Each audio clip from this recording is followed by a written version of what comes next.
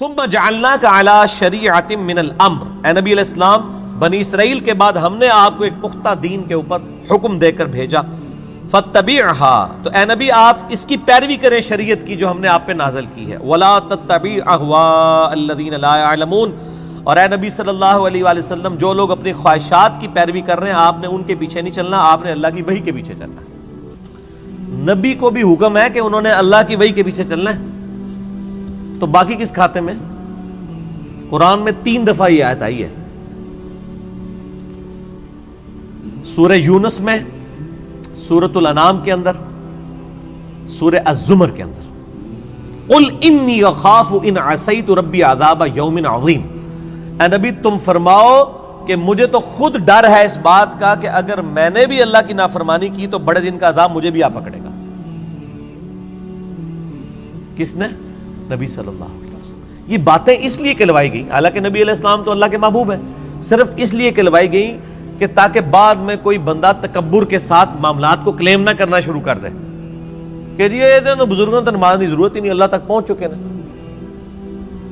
لوگ کہتے ہیں نا، کہتے ہیں جی نماز تو اللہ تک پہنچنے کے لیے چاہیے، تو جو اللہ تک پہنچ چکے ہیں انہوں نمازہ معاف نہ۔ یہ اس لیے یہ باتیں بتائی گئی تاکہ کوئی تکبر کا جملہ نہ بولے، ڈرتا رہے۔ میں نے کئی دفعہ عرض کیا کہ آپ دیکھیں شیخ عبد القادر جیلانی رحمہ اللہ کی طرف کتنا بڑا جھوٹ منسوب کیا گیا، وہ قصیدہ غوثیہ ایک، جس کے اندر لکھا ہے تمام اولیاء کی گردن پہ میرا پاؤں ہے۔ سر یہ جو جملہ ہے نا کہ تمام اولیاء کی گردن پہ میرا پاؤں ہے، یہ کوئی مسلمان نہیں بول سکتا، ولی تو چھوڑ دیں، یہ شیخ عبد القادر جیلانی پہ جھوٹ باندھا گیا، انہوں نے نہیں کہیں کہا، یہ قصیدہ غوثیہ ہے ہی جھوٹ ہے، انہوں نے نہیں لکھا۔ اللہ کا نیک بندہ تو ہر وقت ڈرتا رہتا ہے، وہ یہ فرعونی الفاظ یہ تو فرعون بولے گا کہ میرا لوگوں کے گردن پہ پاؤں ہے۔ کیا حضرت ابوبکر صدیق نے کہیں بولا ہے یہ کہ تمام صحابہ کی گردن پہ میرا پاؤں ہے؟ صحابہ کے سردار کون ہے؟ ابوبکر صدیق۔ یہ کہتے ہیں عبد القادر جیلانی اولیاء اللہ کے سردار ہیں۔ اگر وہ سردار ہیں تو اس قسم کا فرعونی جملہ بولیں گے کہ اولیاء کی گردن پہ میرا پاؤں ہے؟ استغفر اللہ۔ یہ جملہ بولتے ہی بندہ اپنے ایمان کی فکر کرے، یہ سب کا سب فراڈ ہے، یہ ہے ہی جھوٹ ہے، انہوں نے نہیں بولا۔ انہوں نے جو کچھ بولا ہے وہ میں آپ کو بتاتا ہوں۔ ان کو کسی نے آ کے بتایا کہ عبد القادر عید کا چاند نظر آ گیا، انہوں نے کہا میری عید تو اس دن ہوگی جس دن میں اپنا ایمان بچا کے قبر میں اتر جاؤں۔ سر جو اللہ کا ولی ہوتا ہے اس کو اپنی فکر لگی رہتی ہے، وہ اتنا اکڑ خون نہیں ہوتا کہ لوگوں کو کہتا پھرتا ہے، یہ سب جھوٹ ہے۔ اور جو انسان اپنا پیشاب نہیں روک سکتا کوئی جملہ بول سکتا ہے کہ تمام اولیاء کی گردن میں میرا پاؤں ہے؟ دنیا کا کوئی ولی، کوئی بزرگ اپنا پیشاب روک سکتا ہے؟ Not at all. اگر کوئی ہے تو آئیں، لائیں، ہمارے سامنے پیش کریں، پیشاب روک کے بتائے کچھ۔ انسان تو اتنا کسپرسی کیا حالت ہے۔ اسی لیے دیکھیں کہ آپ لوگ جب بیمار ہوتے ہیں آپ کو اٹھا کے ان کے پاس لے جاتے ہیں، اور یہ لوگ بیمار ہوتے ہیں تو یہ شفا انٹرنیشنل میں علاج کرا رہے ہوتے ہیں۔ آپ کے جب پیر صاحب بیمار ہوتے ہیں ان کو اسپتال نہ لے کے جایا کرو، ان کو بھی پھر کسی مزار پہ ہی لے جایا کرو نا، نہیں لے کے جاتے۔ یہ آپ کو انہوں نے چکر چلائے ہوئے سارے، ان کو پتہ ہے کچھ نہیں ہونا۔ میں تو جتنے بڑے بڑے ادھر دیکھتا ہوں نا، سب کے آپریشن ہاسپٹلس میں ہو رہے ہوتے ہیں، اور عام ہاسپٹل میں نہیں، آغا خان ہاسپٹل میں، شفا انٹرنیشنل میں، جدھر ہم لوگ تو ایک دن کی فیس نہیں دے سکتے۔ تو سر یہ تو بزرگ ہیں نا، یہ کیوں اسپتالوں میں علاج کراتے ہیں؟ یہ تو لوگوں کو پھوکے مار کے صحیح کر رہے ہوتے ہیں، اپنے آپ کو بھی ٹھیک کریں۔ اپنا پیشاب بند ہوتا ہے، اپنے گردے خراب ہوتے ہیں تو ٹھیک کریں نا پھوک مار کے۔ ڈاکٹروں کے پاس کیوں جاتے ہیں؟ پھر تو اس کا مطلب یہ کہ ڈاکٹر ان سے بڑے بزرگ ہیں نا، جو بزرگوں کو بھی ٹھیک کر رہے ہیں۔ ٹھیک ہوگا؟ وہ سب اللہ کے بندو گیم چلائی ہوئی ہے۔ اللہ سے مانگے، اسباب اختیار کریں۔ دوائی کرنا سنت ہے اور دوائی پہ یقین نہ رکھنا فرض ہے۔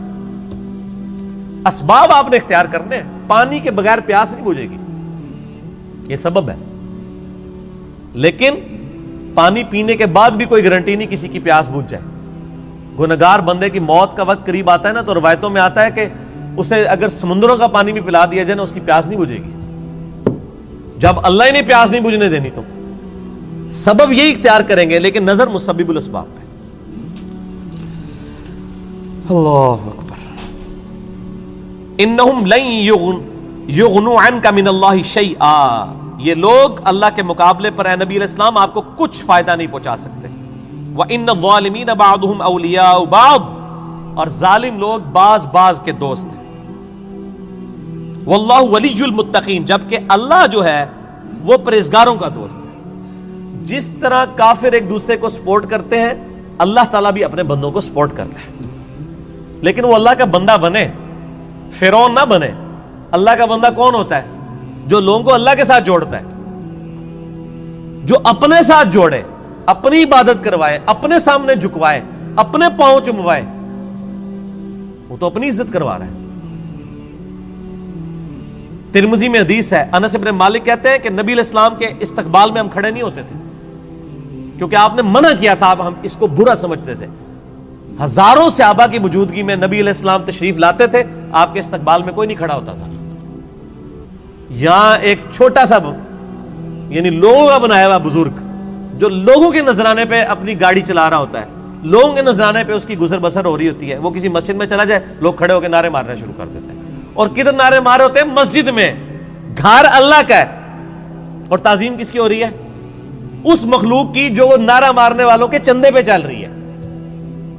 اسی لیے میں کہتا ہوں نا، لوگوں نے وہ گاڑیوں کے پیچھے لکھوایا ہوتا ہے نا، نگاہ مرشد. مرشد کو بھی چاہیے وہ اپنی گاڑی کے پیچھے لگوائے نذرانہ مریدین. آپ آج نذرانے بند کریں، ان کا تو کوئی سورس آف انکم ہی نہیں ہے. اکثریت کا کوئی سورس آف انکم نہیں ہے. نہ ان کے بچے پڑھے لکھے ہوتے ہیں، نہ یہ خود پڑھے لکھے ہوتے ہیں. ان کو 10,000 کی نوکری نہیں کہیں مل سکتی، لیکن سٹیٹس وہ روزانہ کے لاکھوں روپے خرچ کر رہے ہوتے ہیں. کہاں سے؟ آپ سے. تو صرف ان کو چاہیے نا، جب اپنی گاڑی میں بیٹھے تو گاڑی کے پیچھے لکھے مریدین کے نذرانوں کی برکت سے. آزا من فضل ربی تے نہ انہیں لکھنا تے نہ دے مرید نے لکھنا ہے. وہ تو توفیق نہیں کسی نے ہونی. اصل تو یہ ہونا چاہیے آزا من فضل ربی. تو اگر اتنے مریدین لکھ رہے ہیں نگاہ مرشد، تو پیر بھی لکھ دے نذرانہ مرید کی برکت سے، جو سچائی ہے. دوسرے والی تو ہے ہی جھوٹ ہے. نگاہ مرشد کے جس مرشد میں تسی پال رہے ہو، مرشد تو کس نے پال سکتا ہے؟ اللہ پال رہا ہے، اللہ دے رہا ہے. اللہ کافروں کو بھی دیتا ہے، اللہ مسلمانوں کو بھی دیتا ہے. اللہ جانوروں کو بھی دیتا ہے، اللہ درختوں کو بھی دیتا ہے. سب اللہ دینے والا ہے. اللہ طرف مارا ہے واللہ ولی المتقین، اللہ تعالیٰ پشت پناہ ہے پرہیزگاروں کا. ھذا بصائر للناس، یہ لوگوں کے لیے بصیرت افروز باتیں ہیں، آنکھیں کھولنے کے لیے. وَھدًى وَرَحْمَةٌ لِقَوْمٍ يُوقِنُونَ، اور ہدایت اور رحمت ہے یہ قرآن ان لوگوں کے لیے جو بات یقین کرنا چاہیں. جنہوں نے نہیں ماننی ان کے لیے قرآن میں کوئی ہدایت نہیں. ام حسب الذین اجترحوا السیئات ان نجعلهم كالذین آمنوا وعملوا الصالحات سواء محیاہم ومماتہم، کیا وہ لوگ جو برائیوں کا ارتکاب کرتے ہیں، کیا ہم ان کو ویسا ہی بنا دیں گے کہ جو ایمان لائیں اور نیک اعمال کریں، کہ یکساں ہو جائے دونوں کا جینا اور مرنا؟ نہیں. دنیا میں بھی بادشاہ جو ہوتے ہیں وہ اپنے تابع فرمان بندوں کو نوازتے ہیں، دشمنوں کو سزا دیتے ہیں. تو اللہ تعالیٰ ماتا ہے جو میرے ماننے والے ہیں وہ اور جو میرے نہ ماننے والے ہیں میرے نافرمان، ان کو میں برابر کر دوں گا؟ ان کی زندگی اور موت برابر ہوگی؟ نہیں. زندگی ہو سکتا ہے کافر کی بہتر ہو، لیکن مرنے کے بعد ایمان والے اور نیک عمل کرنے والے کے لیے آخرت میں اللہ کا انعام ہے. ساء ما یحکمون، کتنا برا حکم تم لگا رہے ہو اگر تمہارے دماغ میں کہیں یہ بات ہے کہ یہ لوگ برابر ہو سکتے ہیں. وَخَلَقَ اللَّهُ السَّمَاوَاتِ وَالْأَرْضَ بِالْحَقِّ، اور اللہ نے آسمان اور زمین کو پرپز فل پیدا کیا ہے. وَلِتُجْزَىٰ كُلُّ نَفْسٍ بِمَا كَسَبَتْ، تاکہ بدلہ دیا جائے ہر جان کو جو اس نے کمایا. وَهُمْ لَا يُظْلَمُونَ، اور کسی پہ ظلم نہیں ہوگا. یہ اللہ نے ایک لائن کے اندر مقصد بیان فرما دیا ہے کہ زمین و آسمان کی پیدائش کا مقصد یہ ہے کہ اللہ تعالیٰ آزمائے گا کون نیک عمال کرتا ہے، اس کے بعد اللہ تعالیٰ نیک عمال والے کو اس کے عمال کا بدلہ دے گا، برے عمال والے کو اس کے عمال کا بدلہ دے گا. اب بڑی سخت آیت آ رہی ہے قرآن حکیم کی، اس ایک آیت پہ گھنٹوں بولا جا سکتا ہے. افرائیت من اتخذ الہہ ہوا، اے نبی صلی اللہ علیہ وآلہ وسلم بھلا تم نے اس شخص کو دیکھا جس نے اپنی خواہش نفس کو اپنا خدا بنا لیا.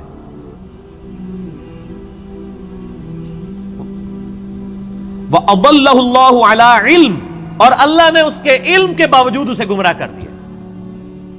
وَخَتَمَ عَلَىٰ سَمْعِهِ وَقَلْبِهِ، اور اللہ نے اس کے کانوں پر اس کے دل پر مہر لگا دی ہے، وجعل علی بصرہ اور اس کی آنکھوں پر غشاوہ پردہ ڈال دیا ہے۔ فمن یہدہ من بعد اللہ افلا تذکرون، تو بتاؤ اب اللہ کے بعد کون ہے جو اس کو ہدایت دے؟ کیا تم غور نہیں کرتے؟ جس کو اللہ گمراہ کر دے، من یہدہ اللہ فلا مضل لہ، جسے اللہ ہدایت دے اسے گمراہ نہیں کر سکتا، ومن یضلل فلا ہادی لہ، اور جسے اللہ گمراہ کر دے اسے کوئی ہدایت نہیں دے سکتا۔ تو اللہ تعالیٰ فرما رہا ہے کہ ایسا شخص جو اپنی خواہش نفس کی پیروی کرتا ہے، تو اگرچہ اس کے پاس علم بھی ہوتا ہے پھر بھی وہ بہرا، اندھا اور گونگا ہو جاتا ہے، حق بات قبول نہیں کرتا، کیونکہ اللہ اسے گمراہ رہنے دیتا ہے کہ اس کے پاس علم تھا، اس کے باوجود اس نے اس علم کا فائدہ نہیں اٹھایا۔ ایک بندے کے پاس علم ہے کہ اگر میں بلڈنگ کے 10ویں فلور سے باہر چھلانگ لگاؤں تو مر جاؤں گا، یہ پتا ہے ایک بندے کو، وہ پھر بھی چھلانگ لگا دیتا ہے، تو پھر کیا ہوگا؟ مر جائے گا۔ یہی حال اس شخص کا ہے کہ جس کو قرآن و سنت کا علم دیا گیا لیکن اس پہ عمل نہیں وہ کر رہا، اسے ہم کہتے ہیں قرآن میں لکھا ہے ایاک نعبد و ایاک نستعین، صرف اللہ ہی کو پکار، وہ کہتا ہے نہیں، میرے بابے کہتے ہیں بابوں کو پکارو۔ اب علم تھا اس کے پاس، گمراہ ہو گیا، اللہ کی بات نہیں مانی۔ ایک بندے کو بتایا بھی بخاری مسلم میں نماز کا طریقہ رکوع میں جاتے وقت اور رکوع سے اٹھتے وقت رفع الیدین کے ساتھ لکھا ہے، نہیں مانا۔ ایک بندے کو بتایا کہ تم ہر مہینے 11ویں دیتے ہو، جبکہ 11ویں والے پیر کی جو اپنی کتاب ہے غنیت الطالبین، اس میں نماز کا طریقہ وہی لکھا ہے جو بخاری مسلم میں لکھا ہوا ہے، وہ کہتا ہے میں نے رفع الیدین نہیں کرنا۔ تو ضد کا تو کوئی علاج نہیں ہے۔ یہ وہ لوگ ہوتے ہیں جو علم کے باوجود گمراہ ہو جاتے ہیں۔ علم ہے، اسی لیے ہم اکثر وہ لوگ کہتے ہیں وہ ایڈے بڑے وہ مولویوں کو نہیں پتہ لگا، وہ پاگل نے، تو ہمیں پتہ سمجھ آ گیا۔ تو ان کو بتائیں، آپ جن علماء کہہ رہے ہیں اتنے بڑے بڑے، آپ کے مخالف اپنے علماء کو اتنے بڑے بڑے کہتے ہیں اور آپ کے علماء کو جاہل کہتے ہیں۔ بریلوی دیوبندیوں کو گستاخ رسول کہتے ہیں کہ نہیں؟ تو کیا دیوبندیوں کے علماء علماء نہیں ہیں؟ اور دیوبندی بریلویوں کے علماء کو مشرک کہتے ہیں کہ نہیں؟ تو کیا بریلویوں کے علماء علماء نہیں ہیں؟ سنی شیعہ کے علماء کو، شیعہ سنیوں کے علماء کو، اہل حدیث ان کو، یہ سارے اہل حدیث کو گمراہ کہتے ہیں کہ نہیں؟ ہم کہتے ہیں شاید ساری صحیح کہہ رہے ہو، لگ ایسا ہی رہا ہے کہ آپ اپنے آپ کو کتاب و سنت کے سامنے پیش کرنے کے لیے تیار ہی نہیں ہو۔ اگر کسی کو بات پتہ چلے وہ اللہ کا شکر ادا کرے، جی میرے تک بات پہنچ گئی، مجھے اس سے کوئی غرض نہیں ہے کہ دنیا کیا کر رہی ہے، مجھے صرف اس چیز سے غرض ہے کہ میرے نبی نے کیا مجھے حکم دیا ہے صلی اللہ علیہ وآلہ وسلم۔ اور نبی جو امت کو دے کے گئے ہیں کوئی بابا نہیں دے کے گئے۔ حجۃ الوداع کے موقع پہ کیا فرمایا؟ میں اپنے بعد تم میں 2 چیزیں چھوڑ کے جا رہا ہوں، کیا 2 بابے، 2 مولوی، 2 شیخ القرآن، 2 بزرگ، 2 صوفی؟ نہیں، کہا اللہ کی کتاب، اس کے نبی کی سنت، اس کو پکڑو گے ہدایت پہ رہو گے، اس کو چھوڑ دو گے گمراہ ہو جاؤ گے۔ تو دین تو یہ ہے۔ ایک بندہ آپ کو قرآن سکھا تو رہا ہے لیکن خود قرآن پہ عمل نہیں کر رہا، تو اس کا قرآن کا سکھانا کیا ہے؟ میں آپ کو کلمہ پڑھا کے مسلمان کر دوں، جب آپ مسلمان ہو اور میں آپ کو بتاؤں کہ یہ اللہ کی کتاب ہے، آپ کتاب کھول کے مجھے کہیں گے آپ نے مجھے مسلمان تو کیا ہے لیکن اس کتاب میں جو کچھ لکھا آپ تو اس پہ عمل ہی نہیں کر رہے، تو آپ اس کو کیا یہ کہیں گے کہ میں تمہیں کلمہ پڑھایا اس واسطے میں جو کہوں گا وہی صحیح ہے، یہ کہیں گے یا قرآن کو مانیں گے؟ کلمہ پڑھانا تو اپنی جگہ ہے، بخاری مسلم حدیث ہے اللہ تعالیٰ فاسق سے، بدکار شخص سے بھی دین کا کام لے سکتا ہے۔ اگر کسی نے کسی کو کلمہ پڑھایا یہ اس کی بزرگی کی دلیل نہیں ہے۔ اگر کوئی کہتا ہے آج ڈاکٹر ذاکر نائک نے ہزاروں لوگوں کو کلمہ پڑھایا ہے، بریلوی دیوبندی اس کو بزرگ کیوں نہیں مان لیتے؟ پھر تسی بھی جھوٹ مارنے بند کر دو، 90 لاکھ نو کلمہ پڑھایا ہے، ادو تو 90 لاکھ بادی کوئی نہیں سی۔ اگر آپ نے کلمہ پڑھانے کو کسی کی بزرگی ماننا ہے تو ڈاکٹر ذاکر نائک نے ہزاروں لوگوں کو کلمہ پڑھایا ہے نا، تو کیا بریلوی دیوبندی اور شیعہ مان لیں گے اسے بزرگ؟ تو سر بریلوی دیوبندی اگر اپنے بابوں کو کہتے ہیں اتنوں کو کلمہ پڑھایا تھے، تسی بھی اپنے بوجھے چ رکھو، پھر وہ کہنے کے نہیں جی کلمہ پڑھانے والا کیا ہوتا ہے تے وہ بد عقیدہ ہے نا، تو سر تسی بھی تواڈے کلمہ پڑھانے والا کیا ہوتا ہے، تواڈے بھی اگر بد عقیدہ نے تو کوئی فرق نہیں پڑتا۔ فرق کس سے پڑتا ہے؟ قرآن و سنت سے۔ اللہ کے نبی کے قدموں تک پہنچو، کسی بابے کے قدموں تک نہیں۔ اس لیے فرمایا تم میں 2 چیزیں چھوڑ کے جا رہا ہوں، اللہ کی کتاب، اس کے نبی کی سنت، قیامت تک کے لیے 2 چیزیں، جو اس پہ عمل کرے گا ہمارے سر کا تاج ہے، اور جو عمل نہیں کرتا گستاخ رسول ہے، اصل میں گستاخ وہ ہے۔ ٹھیک ہو گیا جی، آگے چلیں۔ اللہ تعالیٰ فرماتا ہے وَقَالُوا مَا هِيَ إِلَّا حَيَاتُنَا الدُّنْيَا، اور یہ لوگ تو کافر کہتے ہیں کہ بس دنیا کی زندگی ہے، نموت وَنَحْيَا، ہم اسی میں مرتے ہیں اور جیتے ہیں، وَمَا يُهْلِكُنَا إِلَّا الدَّهْرُ، اور ہمیں جو ہلاک کرتا ہے نا وہ زمانے کی گردش کرتی ہے، یعنی جب ٹائم پورا ہوتا ہے تو ہم مر جاتے ہیں، کوئی یہ زندگی موت کا نظام کسی خدا نے کنٹرول نہیں کیا ہوا، نہ قیامت قائم ہونی ہے، نعوذ باللہ۔ وَمَا لَهُم بِذَلِكَ مِنْ عِلْمٍ، حالانکہ ان کے پاس علم کی رتی بھی نہیں ہے، اگر ان کے پاس علم ہوتا تو ان کو پتا چلتا یہ نظام کسی کے بنانے سے بنایا گیا ہے۔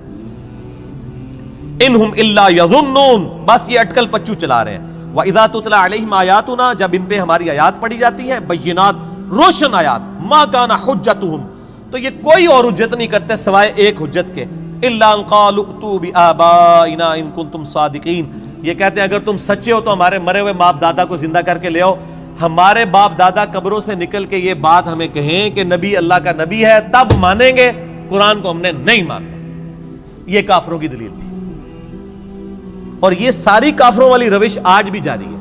ہم کسی کو بتاتے ہیں نا قرآن میں یہ لکھا ہوا ہے، وہ کہتے ہیں یہ جو قبر میں چلا گیا نا یہ تو کچھ اور بتا کے گیا، تو یہ نکل کے اگر ہمیں کہے، دیکھ لو کافر بھی یہی کہہ رہے ہیں تے پائی اور نہ سی انہوں نے قبرہ تو باہر کاٹ سکنے ہیں، اسی تو ہی دسنا ہے جو اللہ نبی دس کے گئے نے قرآن پاک، اور قیامت تک کے لیے محفوظ صرف اللہ کی کتاب ہے، کسی بزرگ کی تعلیمات بھی محفوظ نہیں ہے، اتنے جھوٹ بزرگوں کے اوپر باندھے گئے ہیں۔ اسی لیے قرآن پاک میں کئی جگہ ہے کہ بزرگ قیامت والے دن خود اپنے ماننے والوں کے دشمن ہو جائیں گے۔ 2.25 ارب عیسائی کہہ رہے ہیں حضرت عیسیٰ اللہ کے بیٹے ہیں، تو حضرت عیسیٰ ان لوگوں کے دشمن بنیں گے کہ نہیں؟ کیونکہ حضرت عیسیٰ کی تو یہ تعلیمات نہیں ہے۔ شیخ عبد القادر جیلانی کی کہیں یہ تعلیمات نہیں کہ آپ کو المدد یا غوث اعظم دستگیر شیئن للہ، کہیں ان کی تعلیمات نہیں، تو شیخ عبد القادر جیلانی دشمن بنیں گے۔ مولا علی علیہ السلام کی کہیں تعلیمات نہیں ہے کہ تم مجھے یا علی مدد کہہ کے پکارو، ان کی تعلیمات یہی ہے ایاک نعبد و ایاک نستعین۔ مولا علی بھی اللہ کو پکارتے تھے، مولا علی کا ماننے والا بھی وہی ہوگا جو اللہ کو پکارے گا۔ تو اللہ تعالیٰ ہے جب یہ حجت کرے تم ان کو کہو قُلِ اللَّهُ يُحْيِيكُمْ ثُمَّ يُمِيتُكُمْ، اللہ تمہیں زندہ کرتا ہے وہی موت دیتا ہے، ثُمَّ يَجْمَعُكُمْ إِلَى يَوْمِ الْقِيَامَةِ، پھر قیامت دن بھی وہ تمہیں جمع کرے گا، لا ریب فیہ، جس میں کوئی شک نہیں ہے، وَلَٰكِنَّ أَكْثَرَ النَّاسِ لَا يَعْلَمُونَ، لیکن اکثر لوگ اس حقیقت سے ناواقف ہیں۔ اللہ نے فرمایا کہ بھئی یہ بتا دو کہ اللہ میں اور باقی ہستیوں میں یہ فرق ہے کہ وہ زندگی اور موت دیتے ہیں، تو لے آؤ ان کو۔ اللہ کے علاوہ کوئی زندگی اور موت دے سکتا ہے؟ نہیں دے سکتا۔ اگر کوئی کیسا کہتا ہے کہ دے سکتا ہے، اور جناب کس کس قسم کے جھوٹ، یعنی انہوں نے، یعنی وہ جی شیخ عبد القادر جیلانی رحمۃ اللہ علیہ نے ایک ڈوبی ہوئی بارات جو ہے وہ مرنے کے اتنے سال بعد زندہ کر دی تھی۔ اللہ کے بندو توبہ کرو، قرآن پاک میں سورہ انبیاء کا پہلا رکوع ہے، 17واں پارہ پہلا صفحہ ہے۔ نبی صلی اللہ علیہ وآلہ وسلم کو کافر کہتے تھے تم ہمیں یہ کہتے ہو نا اگلے نبیوں کے یہ معجزے کہ مردہ زندہ کرتے تھے، تم ہمیں مردہ زندہ کر کے بتاؤ پھر نبی مانیں گے۔ تو اللہ تعالیٰ نے فرمایا کہ ان سے فرما دو کہ معجزات اللہ کے پاس ہے، وہ کوئی معجزہ اس قسم کا نہیں۔ نبی صلی اللہ علیہ وسلم نے بھی کوئی مردہ نہیں کبھی زندہ کیا۔ حضرت عیسیٰ علیہ السلام کا قرآن میں ذکر آتا ہے کیونکہ ان کا معجزہ وہ تھا، ہمارے نبی کا معجزہ قرآن ہے، جیسا کہ موسیٰ علیہ السلام کا معجزہ عصا تھا۔ ویسے آپ صلی اللہ علیہ وسلم کے بہت معجزات ہیں بخاری مسلم میں کہ مبارک انگلیوں سے پانی کے چشمے جاری ہو گئے، مبارک دعا سے چاند 2 ٹکڑے ہو گیا، مبارک پسینے سے خوشبو آتی تھی، یہ معجزات ہیں، مردہ زندہ کرنے والا نہیں ہے۔ تو یہ بعد کے لوگوں کے بارے میں آپ کلیم کر رہے ہیں کہ انہوں نے مردے زندہ کیے ہیں؟ آج بھی لیں کسی کو جو کہتا ہے نا مردہ زندہ کر سکتا ہے تو ہم اسے شہید کر دیتے ہیں، اس کی اجازت سے وہ اپنے آپ کو زندہ کر کے بتائے۔ حضرت عیسیٰ نے بھی جو مردے زندہ کیے ہیں نا، وہ یہ نہیں تھے کہ وہ قبر سے نکال کے چلنا پھرنا شروع کر دیتے تھے، صرف اس وقت چونکہ طب بڑے زور پہ تھی، میڈیکل، تو اللہ تعالیٰ نے ان کی میڈیکل کو فیل کیا کہ کوئی ڈاکٹر کسی مردے کو نہیں زندہ کر سکتا۔ اللہ نے آیا ہوں میرا نبی اے جیڑا مردہ زندہ کرے گا، اور وہ صرف اتنا ہوتا تھا، قبر پہ گئے مردے کو زندہ کیا، وہ مردہ کہتا تھا کہ حضرت عیسیٰ اللہ کے نبی، واپس چلا جاتا تھا، بس اس سے زیادہ نہیں تھا زندہ ہوتا نا۔ سورۃ الانبیاء کی آیت نمبر 95 ہے، جو ایک دفعہ دنیا سے چلا گیا وہ واپس نہیں آ سکتا، ناٹ ایٹ آل، گیا۔ دنیا میں واپس نہیں آ سکتا. اگر یہ بات ہوتی تو حضرت فاطمہ روتی روتی فوت کیوں ہوگی 6 مہینے کے اندر کہ میں اپنے باپ کا چہرہ اب دوبارہ نہیں دیکھ سکوں گی. حضرت عائشہ حضور کی لاڈلی ترین بیوی نبی علیہ السلام کی وفات کے بعد 47 سال تک زندہ رہی ہیں, اور کدھر زندہ رہی ہیں؟ اسی قبر والے حجرے کے 7 کمرے میں. میں کہتا ہوں کوئی ایک روایت دکھا دے کہ انہوں نے نبی علیہ السلام کی کبھی زیارت کی ہو قبر کے اوپر. آج لوگ کہتے ہیں ہمارے گھر میں آ جاتے ہیں, کوڑ مارنے چھڑ دو اللہ دے بندے ہو, چوڑ. سب سے زیادہ اگر کوئی حقدار تھا تو حضرت فاطمہ تھی, حضرت عائشہ تھی, مولا علی تھے. ان سے کوئی آپ کو بات نہیں ملے گی. یہ جتنی آپ کو باتیں بتاتے ہیں نا ساری بزرگ بابوں سے بتاتے ہیں, آپ کو حضرت ابوبکر کی کرامت نہیں بتا رہے ہوں گے اس قسم کی, تو کیا ہوتی نہیں ہے کرامت. ہم مانتے ہیں کرامت صرف یہ ہے کہ کسی کی دعا کی برکت سے کچھ ہو جائے, مرضی اللہ کی. کوئی کر کے نہیں دکھا سکتا, کوئی کر کے دکھا سکتا ہے تو میں نے کئی بار چیلنج کیا ہے, کوئی زندہ یا مردہ بزرگ میں اپنا انجینئرنگ کا فارمولہ لکھ کے دیتا ہوں, وہ دیکھ کے پڑھ کے بتا دے.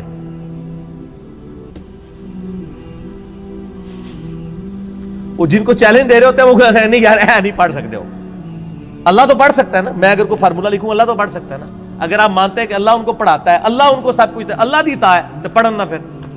اور میں تو اس سے بڑی بات کرتا ہوں, ان کی آپ نمازیں سنیں, یہ نماز بھی صحیح نہیں پڑھتے ہوتے.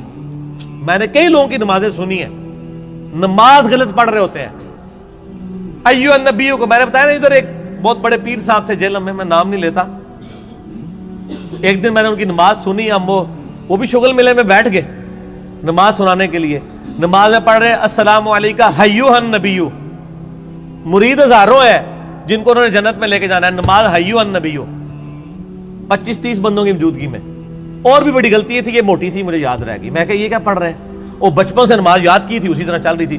باقی عین ہا تو ہے ہی کوئی نہیں تھا نا, وہ تو چھڈ ہی دو, وہ تو میں گل ہی نہیں کہ میں زبر زیر کی غلطیاں. ایھا النبیو. اور یہ وہ ہیں جو کہہ رہے ہیں اسی جناب تہاڈا بیڑا تار دینا. نماز نہیں آتی, دعوے. میرے پاس کئی لوگ آتے ہیں نہیں وہ ہمارے سلسلے میں بیعت ہو جائیں. میں نے کہا آپ کا پیر مجھے صرف یہ 17 اذکار جو فرض نماز کے بعد کے ہیں نا وہ مجھے زبانی سنا دے, میں بیعت ہو جاؤں گا. آج تک دنیا کا کوئی پیر سامنے نہیں آیا. 17 اذکار ہیں فرض نماز کے بعد. لوگوں کو کتنے آتے ہیں؟ 4 یا 5. آیت الکرسی, تسبیح فاطمہ, اللہ اکبر, استغفر اللہ, اللہم انت السلام. تہاڈی تے گنتی مک جانی ہے 5 تو بعد. اے 17 اذکار لکھے ہوئے گرین کارڈ پہ جو نبی صلی اللہ علیہ وسلم کرتے تھے, دنیا کے کسی پیر کو نہیں آتے. وہ 24 اذکار بلو کارڈ پہ لکھے ہوئے ہیں جو صبح و شام کے اذکار ہیں نبی علیہ السلام کے. کتنی کتنی مشکل دعائیں ہیں بخاری مسلم میں, کسی پیر کو نہیں آتی ہیں. میں اس سے بڑا چیلنج کہتا ہوں یہ دیکھ کے پڑھ کے بتا دیں.